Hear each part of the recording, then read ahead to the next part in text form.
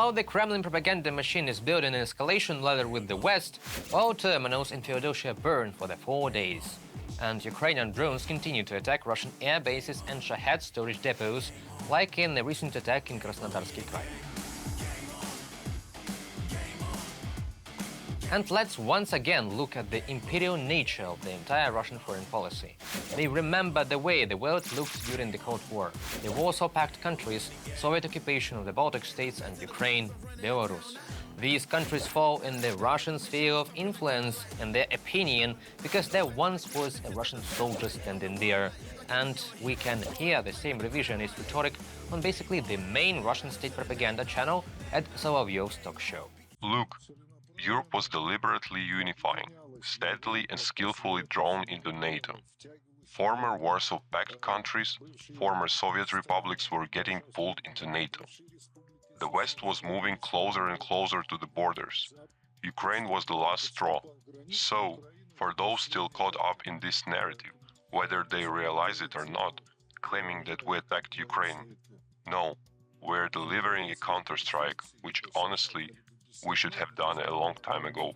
This was a Russian filmmaker Karen Shakhnazarov, in case you still wondered whether culture is a weapon for Russians.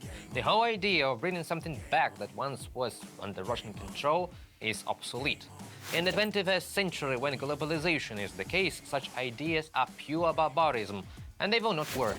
So we conclude that these aggressive motives are intended to make the inner audience of Russia proud for their strong position and confrontation with the evil West, while hundreds of Russian villages, towns, and even administrative centers do not have gasification and sometimes even a basic canalization system.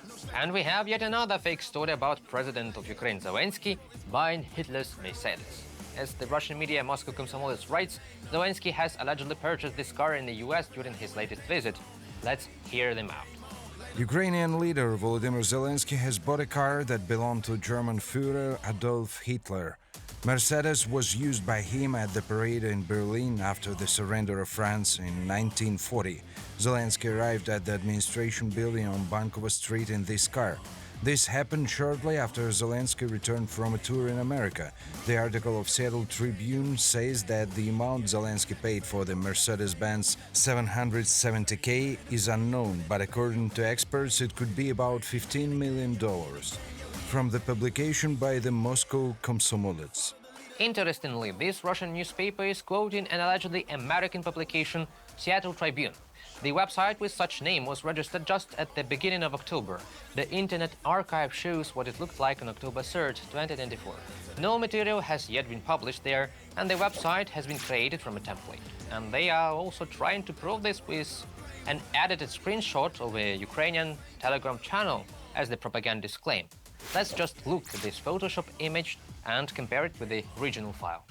And in case you still wondered what Russians really want to do, I emphasize not the military need, but just their sole inner desire is to destroy everything and everyone who does not yield to their grip.